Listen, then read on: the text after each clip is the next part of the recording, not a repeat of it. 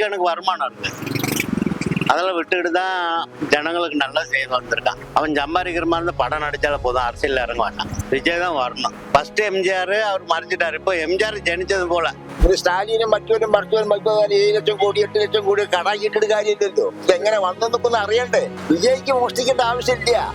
Cinema അല്ല രാഷ്ട്രീയം. പക്ഷെ അവിടെ ജയിച്ചത് ജനങ്ങളെ പിന്തുണയാണ്. വിജയ് എത്രത്തോളം പെർഫെക്റ്റ് ആണെന്നുള്ളത് പറയാൻ പറ്റൂല. സ്റ്റാലിൻ നല്ലൊരു മുഖ്യമന്ത്രി ആയിരുന്നു. വിജയ് തമിഴ് സിനിമയിലെ സൂപ്പർ സ്റ്റാറാണ്. എല്ലായ്പ്പോഴും നാടിനെയും നാട്ടുകാരെയും ഒക്കെ രക്ഷിക്കുന്ന രക്ഷകനാണ് ദളപതി വിജയ് പ്രേക്ഷകർക്ക്. തമിഴ്നാട്ടിലെ ജനങ്ങൾ ഇക്കഴിഞ്ഞ തെരഞ്ഞെടുപ്പിൽ വിജയ് മുഖ്യമന്ത്രിയായി തെരഞ്ഞെടുത്തുകൊണ്ട് നാടിനെ ആകെ ഞെട്ടിച്ചിരിക്കുകയാണ്. സിനിമയിൽ കാണിക്കുന്ന അത്ഭുതങ്ങൾ ഭരണത്തിലും തുടരാൻ വിജയ്ക്ക് സാധിക്കും. എന്താണ് പ്രേക്ഷകരുടെ പ്രതീക്ഷ? നമുക്ക് ജനങ്ങളോട് ചോദിക്കാം അവരുടെ അഭിപ്രായം. വിജയ് എത്രത്തോളം പെർഫെക്റ്റ് ആണെന്നുള്ളത് പറയാൻ പറ്റൂല. സ്റ്റാലിൻ നല്ലൊരു മുഖ്യമന്ത്രി ആയിരുന്നു. എന്തായാലും വളരെ അത്ഭുതപ്പെടുത്തുന്ന ഒരു വിധിയെഴുത്താണ് തമിഴ്നാട്ടില് ഉണ്ടായത്. വിജയിനെ സംബന്ധിച്ചിടത്തോളം അയാളൊരു സിനിമ ആണ്. അത് അയാൾ ആ സത്യപ്രതിജ്ഞ സമയത്ത് പോലും ആ സിനിമ ഡയലോഗാണ്. അതിനിപ്പോ തമിഴ്നാടിനെ എത്രത്തോളാണ് മുന്നോട്ട് പോവാന്നുള്ളത് നോക്കി കാണേണ്ടി വരും. വിജയ് രണ്ടാം ഇഷ്ടംപോലെ പൈസയാണ്, നല്ല കുടുംബമാണ്, നല്ല സ്വഭാവമാണ്, ഒക്കെയാണ്. അപ്പൊ നോക്കുമ്പോ ഓൻ വരട്ടെ, ഓൻ വരട്ടെ കിട്ട്. ഇത് സ്റ്റാലിനും മറ്റവരും 7 ലക്ഷം കോടി 8 ലക്ഷം കോടി കടാക്കിയിട്ടിട്ട് കാര്യമില്ലല്ലോ. ഇതെങ്ങനെ വന്നെന്നൊക്കെ അറിയണ്ടേ? ഇവനെന്താ ചെയ്യുന്നില്ല നമുക്കൊന്ന് അറിയാലോ. മോഷ്ടിക്കേണ്ട ആവശ്യമില്ലല്ലോ. വിജയ്ക്ക് മോഷ്ടിക്കേണ്ട ആവശ്യമില്ല. ഇഷ്ടംപോലെ ഉണ്ട്. സമ്പത്തിനെ മത്സ്യവ്യാപാരം കൊണ്ടുപോകും. ജനങ്ങളെ സേവിക്കാനുള്ളതാ സമ്പത്ത്. തിന്നും വേണം, നമ്മൾ മറ്റുള്ളവരെ തീറ്റിക്കും വേണം. വിജയ് മുഖ്യമന്ത്രി ആയതിന്റെ ഗുണം തമിഴ്നാടിനുണ്ടാവും. ഉണ്ടാവുമെന്ന് വിശ്വസിക്കുന്നു. ദ്രാവിഡ മുന്നേറ്റ കേൾക്കാണ് ദ്രാവിഡ മുന്നേറ്റ കേൾക്കാണ്. ആ ദ്രാവിഡ മുന്നേറ്റ കേക്കിനെ കഴിച്ചിട്ട് വിജയ് ഇതിലേക്ക് വന്നത് എന്താണ്?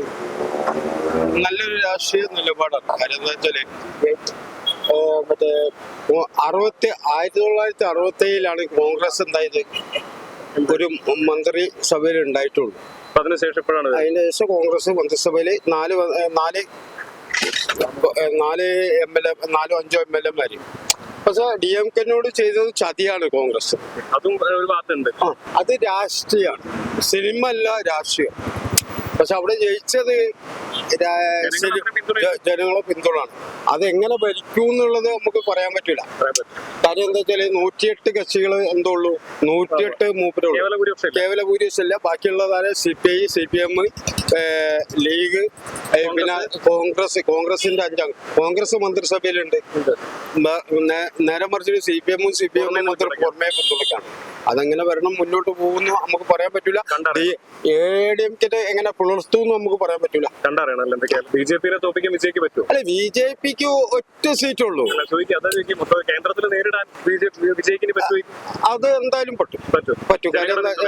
ഇനി അടുത്ത 2.5 കൊല്ലം 3 കൊല്ലം കഴിഞ്ഞാല് ലോകസഭാ തെരഞ്ഞെടുപ്പാണ് ഈ ട്രെൻഡ് ഉള്ളത്. ലോകസഭാ തെരഞ്ഞെടുപ്പിൽ ഇതേ ട്രെൻഡ് തന്നെ ഇങ്ങോട്ട് പോവുള്ളൂ, മുന്നോട്ട് പോവുള്ളൂ. ആ കാഴ്ചപ്പാടാണ് രാഹുൽ ഗാന്ധിക്ക് ഉള്ളത്. അതുകൊണ്ടാണ് രാഹുൽ ഗാന്ധി അല്ലാതെ രാഷ്ട്രീയ മറ്റേ ലെവലിലൊന്നല്ല. കാര്യം എന്താ വെച്ചാല് മുന്നിൽ കണ്ടു 38 മെമ്പർമാര് ആർക്കുണ്ട്? DMK-ക്ക് ഉണ്ട്. ലോകസഭയില് 38 MLA-മാരെ എന്തുണ്ട്? DMK-ക്ക് ഉള്ള. അപ്പൊ ഈ DMK-നെ ഒഴിവാക്കിയിട്ട് വിജയന്റെ കൂടെ മുന്നിൽ കണ്ടിട്ടായിരിക്കും. தமிழ்நாட்டுல எங்கடான்னா விஜய் கோடிக்கணக்கு வருமானம் உண்டு. அதெல்லாம் விட்டுட்டு ஜனங்களுக்கு நல்லா செய்வது. சம்பாதிக்க வரல. அவன் சம்பாதிக்கிற மாதிரி 10 படம் நடிச்ச மாதிரி. நான் தமிழ்ல பண்ணிட்டேன், மலையாளம் பட்டன்னு அறியல. விஜய் எப்படின்னா கோடிக்கணக்கு வருமானம் இருக்கு. அதெல்லாம் விட்டுட்டு தான் ஜனங்களுக்கு நல்லா செய்து வந்திருக்கான். அவன் சம்பாதிக்கிற மாதிரி இருந்து படம் நடிச்சால போதும், அரசியல் இறங்க வேண்டாம். அந்த காலத்துல எம்ஜிஆர் அதே மாதிரி தான் வந்தார். இப்ப அவன் விஜய் அது மாதிரி தான். ஜனங்களுக்கு நல்ல அபிப்பிராயம், விஜய் தான் வரணும். அவன் சம்பாதிக்கிற மாதிரி இருந்தா எவ்வளவு வருமானம் இருக்குல்ல, ஒரு படம் நடிச்சு எத்தனை அது விட்டுட்டு அரசியல் இறங்குறான்னா அவன் ஜனங்களுக்கு நல்லா செய்யணும். இப்போ ஒருபாடு மது, ஒருபாடு கஞ்சா, ஒருபாடு பெண்களெல்லாம் சைடில் போவாங்க. மாலையெல்லாம் இட்டுட்டு போனால் மாலையெல்லாம் பிடிங்க அத்துருவானுங்க. அந்த மாதிரி அவஸ்தைയാണ്. ஆமா நமக்கே வந்து இந்த ரெட்டலை நான் ஏடிஎம் ஆளு ஏடிஎம்க்கு அந்த நோக்கம் கேமரா ஆக்கி பண்ணி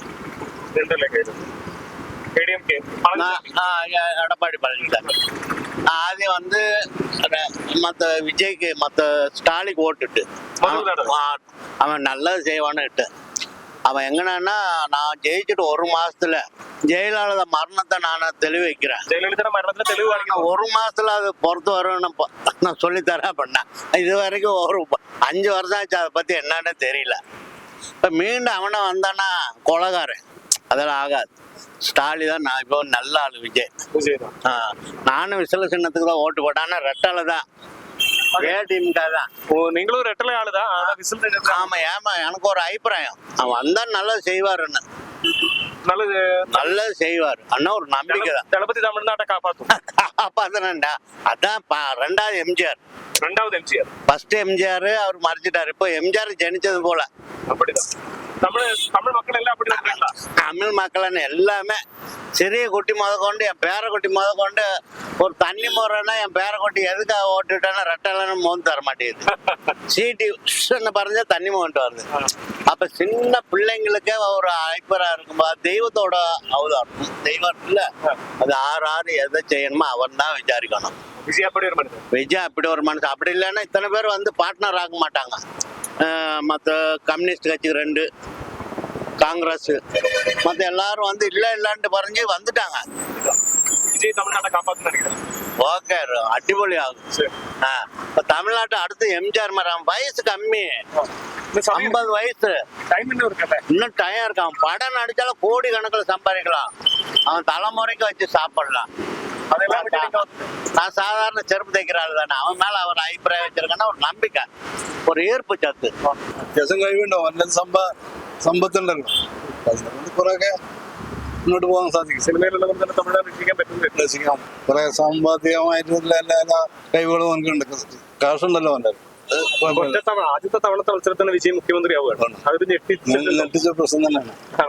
തമിഴ്നാട് തമിഴ്നാട് പോലത്തെ പിന്നെ പൊതുവെ ഈ സിനിമാ ലോകം കൊണ്ട് അവിടെ പൊളിറ്റിക്സ് ഒക്കെ ഒരുപോലെയാണ്. അവിടെ സിനിമ ആരാധനകളാണ് കൂടുതലുണ്ട്. അവരായിരിക്കും വോട്ട് ചെയ്തിട്ടുണ്ടാവും. സിനിമയില് അഭിനയിച്ച മാതിരി എല്ലാ ജനങ്ങളിലേക്ക് വന്നിട്ട് ഒരു നല്ല ഒരു പ്രവർത്തനം കാഴ്ചവെക്കട്ടെ. സിനിമയില് എല്ലാവർക്കും ഇഷ്ടപ്പെട്ടുകൊണ്ടാണല്ലോ ഒരു രാഷ്ട്രീയത്തിലേക്ക് അടുത്ത ചുവട് വെച്ചത്. എല്ലാവരും അതിനെ കൊണ്ട് തന്നെ വിജയിപ്പിച്ചത്. അപ്പൊ നല്ല ഭരണം, ജനങ്ങൾക്ക് ഗുണമുള്ള ഭരണം കാഴ്ചവെക്കട്ടെ. കാഴ്ചവെക്കുന്ന പറഞ്ഞാൽ ഇപ്പൊ നമ്മള് ഭരണം തുടരട്ടെ, എന്നിട്ട് അറിയാൻ പോകെ. എല്ലാ പോലെ ഇതിന്റെ മുമ്പ് രാഷ്ട്രീയത്തിൽ വന്നില്ലല്ലോ, കണ്ടറിയാൻ പോകെ. അല്ല നല്ലത്. നമുക്ക് ഒരു പുതുമുഖം വരുന്നത് നല്ലല്ലേ എപ്പോഴും. കേരളത്തില് അതിന് പറ്റ നല്ല ജനങ്ങൾക്ക് ഉപകാരമുള്ള ഭരണം ആര് ഭരിച്ചാലും നല്ലതാണ്. പൊളിറ്റിക്സ് ഒന്നും നോക്കണ്ട, അത് ജനങ്ങൾക്ക് ഉപകാരപ്പെടണം. അതിനല്ലേ നമ്മള് കഷ്ടപ്പെട്ട് ഒരു ദിവസം ലീവ് എടുത്ത് എല്ലാവരും വോട്ട് ചെയ്യാൻ പോണതിനല്ല, നല്ല ഭരണം കിട്ടാൻ വേണ്ടിയിട്ടാണ്. ജനങ്ങൾക്ക് ഉപകാരപ്പെടട്ടെ. വിജയ്ക്ക് ചാൻസ് കുറവാണ് സാധിക്കാന്ന് പറഞ്ഞു കഴിഞ്ഞാൽ. കാരണം കേന്ദ്രത്തിന്റെ പിടിവലിയും കാര്യങ്ങളൊക്കെ ഒന്നും കൂടി സ്ട്രോങ് ആവും. പിന്നെ തമിഴ്നാട്ടിന്റെ ബഡ്ജറ്റിനനുസരിച്ചിട്ട് ഇരിക്കും ബാക്കിയുള്ള കാര്യങ്ങൾ. പിന്നെ വിജയ് മുന്നോട്ട് വെച്ച കാര്യങ്ങളൊക്കെ നല്ലതാണ്. സ്വർണം കൊടുക്കലും അതൊക്കെ എന്ന് പറഞ്ഞു കഴിഞ്ഞാല് ജനങ്ങൾക്ക് എന്ന് പറഞ്ഞു കഴിഞ്ഞാൽ ആ പ്രദേശത്ത് ഫണ്ട് കിടന്നിട്ട് ഇങ്ങനെ ഇറങ്ങി കളിക്കുമ്പോ എന്ന് പറഞ്ഞു കഴിഞ്ഞാല് മനസ്സിനൊരു തൃപ്തി വീട്ടമ്മമാർക്കൊക്കെ കിട്ടുമ്പോ എന്ന് പറഞ്ഞു കഴിഞ്ഞാൽ അവരുടെ ആരോഗ്യവും അതേപോലെ തന്നെ ആയുസ്സും വർദ്ധിക്കും. അങ്ങനത്തെ ഒരു ഭരണാധികാരി തന്നെയാണ് വേണ്ടത്. പറഞ്ഞ കാര്യങ്ങളൊക്കെ മുമ്പോട്ട് മൂപ്പർക്ക് പറ്റട്ടെ. 6 മാസം കൊണ്ട് എന്തായാലും നമുക്ക് റിസൾട്ട് അറിയാലോ. 6 മാസം നമുക്ക് വെയിറ്റ് ചെയ്യാം വിജയ്ക്ക് വേണ്ടിട്ട്. മാറട്ടെ, ഒരു ഭരണമാറ്റം ഉണ്ടായിക്കോട്ടെ. വിജയ്ക്ക് പറ്റുമല്ലേ എന്നല്ല വിജയ് ഇപ്പൊ പറയണത്. അവിടെ ഇതില് പൈസ ഒന്നും ഇല്ല എന്നാണ് പറയണത്. പക്ഷെ അതേപോലെ വിജയ് കുറെ ഓഫറുകൾ കൊടുക്കുന്നുണ്ട്. മാസം 2500 റുപ്യ അങ്ങനെ കല്യാണത്തിന് 1 പവൻ സ്വർണ്ണോ ഇതൊക്കെ കൊടുക്കുന്നുണ്ട്. അങ്ങനെ ഒരു മാറ്റം എല്ലാവർക്കും പറ്റും. നന്നായിരിക്കും. അങ്ങനെ തന്നെ അല്ല. പിന്നെ യുവത്താണല്ലോ ഇപ്പൊ വരുന്നത്. അപ്പൊ അവിടെ ഉദയനിധി സ്റ്റാലിനാണ് പ്രതിപക്ഷത്ത് വരുന്നത്. അങ്ങനെ യുവാക്കള് വരട്ടെ. കേരളത്തിൽ ആഗ്രഹമുണ്ട്, പക്ഷെ അങ്ങനെ തോന്നുന്നില്ലല്ലോ. കേരളത്തിൽ അങ്ങനെ വരണമെന്ന് ആഗ്രഹങ്ങളുണ്ട്. യുവത്വം വരട്ടെ, അപ്പൊ മാറ്റങ്ങൾ ഉണ്ടാവും.